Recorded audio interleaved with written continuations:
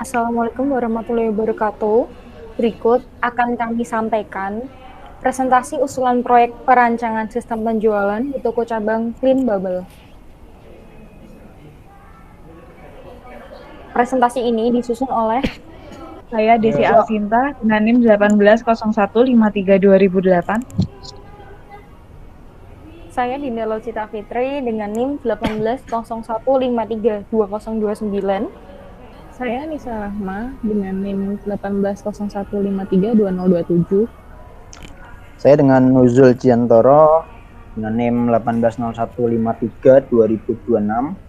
Dan saya Saiful Anwar Asaidi dengan NIM 1801532023. Dilanjut ke moderator. Berikut ini adalah profil tim proyek yang akan mengerjakan sistem tersebut. Kemudian akan dijelaskan oleh Desi. Proyek kali ini timnya terdiri dari Abdul Majid sebagai owner, Desi Alsinta sebagai manajer, Anissa Rizky A sebagai bendahara, Samuel Kim sebagai sekretaris, Ali Taufan bagian pemrograman, Rio Mahendra bagian uji dan analisis, Khairi Sin sebagai bagian dari desain dan QC.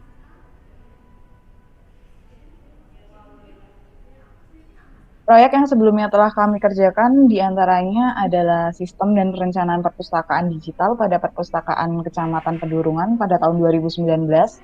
Dan yang kedua ada aplikasi sistem penjualan online di toko pusat Clean Bubble pada tahun 2019. Berikut adalah profil proyek yang akan disampaikan oleh Nisa Rahma. Ya, jadi untuk proyek kali ini yang akan kami kerjakan bernama perancangan sistem penjualan di toko cabang Clean Bubble dengan nama usaha Toko Clean Bubble. Pemilik usahanya adalah Andaria Sulistia MD, berlokasi di Telogosari Kulon, RT 5 RW 10, Pedurungan, Semarang. Sementara untuk sistem yang berjalan saat ini belum ada. Karena itu, kami mengajukan proposal ini supaya pada toko cabang Clean Bubble memiliki sistem yang langsung terkomputerisasi. Kemudian untuk rencana mulai proyeknya dari tanggal 17 Januari 2021 sampai 27 Maret 2021. Next.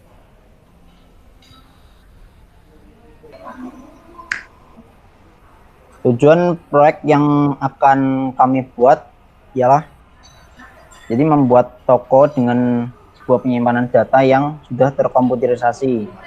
Kemudian memudahkan sebuah pelayanan dalam menginput data ke dalam sistem yang terkomputerisasi. Kemudian untuk mempermudah pembuatan laporan serta memberikan bukti transaksi kepada pembeli.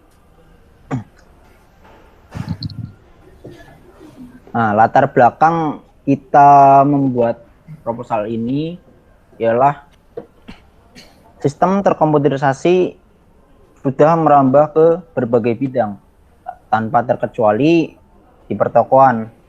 Kemudian sistem pertokoan dengan komputer memudahkan kita untuk mendokumentasi transaksi serta proses pembukuan oleh petugas atau karyawan.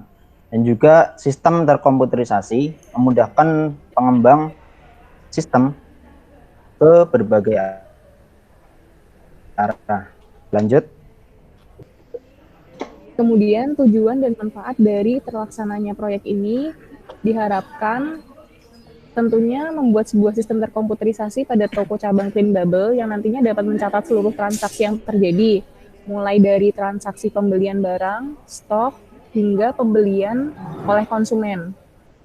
Kemudian manfaat yang diharapkan didapat oleh toko Clean Bubble adalah memberikan kemudahan pada pegawai dan pemilik dalam melakukan transaksi yang diharapkan nantinya meningkatkan efisiensi kerja pegawai karena tidak perlu mencatat secara manual. Next. Gambaran umum dari proyek yang akan kami lakukan akan dijelaskan oleh Saudara Saiful Anwar. Oke, kurang lebih gambaran umumnya untuk proyek yang kami usulkan yaitu Kami akan membuat sebuah aplikasi web base ya, yang tentunya membutuhkan satu perangkat sebagai server. Di sini kami mengajukan beberapa minimal spek server, yaitu minimalnya kecepatan 2,8, prosesor bisa Intel atau AMD, kemudian kapasitas RAM-nya 8 GB, kapasitas hard disk-nya 250 GB, dan ada mini printer kasir EPOS EP58D ini untuk mencetak struk pembelanjaan ya. Selain itu ada membutuhkan perangkat lunak, yaitu yang pertama sistem operasi Windows 10, Windows 10 Pro. Kemudian ada software tambahan yaitu SAM dan VS Code. Next. Untuk alur proyeknya sendiri ada 4 tahap. Yang pertama analisa, kemudian desain, dilanjutkan ke coding, selanjutnya ke testing.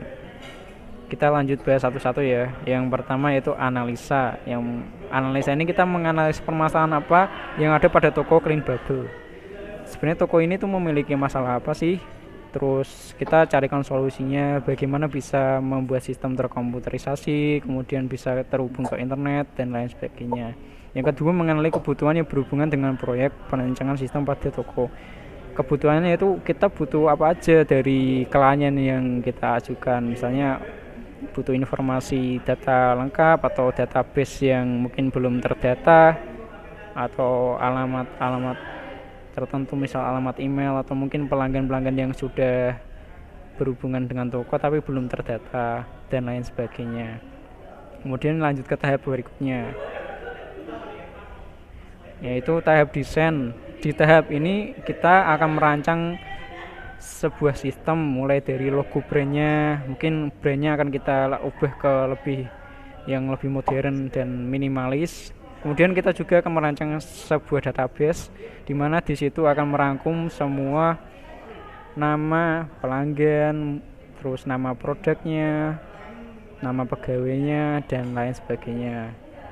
Setelah database dibuat, kita akan menyusun alur sistemnya, mulai dari mungkin dari klien itu nanti bisa gimana terhubung ke database. Kemudian semua database itu akan terhubung dengan sebuah server yang sudah clouding. Jadi jika sewaktu-waktu komputer yang di toko ada masalah, masih ada data yang di cloud. Kemudian yang terakhir kita akan membuat semuanya itu menjadi web UI atau web base. Jadi semua aplikasi yang dibuat nanti bisa diakses dari web, dari tablet maupun dari smartphone. Ini ada sebuah contoh prototipe yang akan kami usulkan, yang di sebelah kanan ya, yang ada natural hand itu prototipe tampilan web UI yang kami usulkan. Itu contoh aja sih, sebuah prototipe, nanti menyesuaikan permintaan dari klien. Itu adalah tampilan toko online-nya. Kemudian yang sebelah satunya itu tampilan monitoring dashboard untuk admin. Jadi nanti admin akan lebih mudah untuk memonitoring berapa pesanannya, berapa penjualannya, berapa kunjungannya dan lain sebagainya. Di situ juga bisa menambahkan data-data produk dan lain-lain. Next.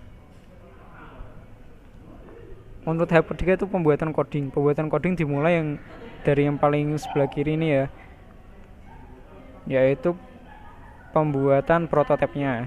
Dari prototipe kita akan membuat coding yang sesuai dengan prototipenya. Kemudian kita akan mengujinya di web. Kita akan menguji secara langsung, kemudian mengubah codingnya, mengubah warna dan lain sebagainya. Jika usernya udah oke, akan kita hosting ke sebuah hostingan biar bisa online dan diakses dari manapun. Jadi nanti akan berbasis internet. Lanjut ke tahap terakhir.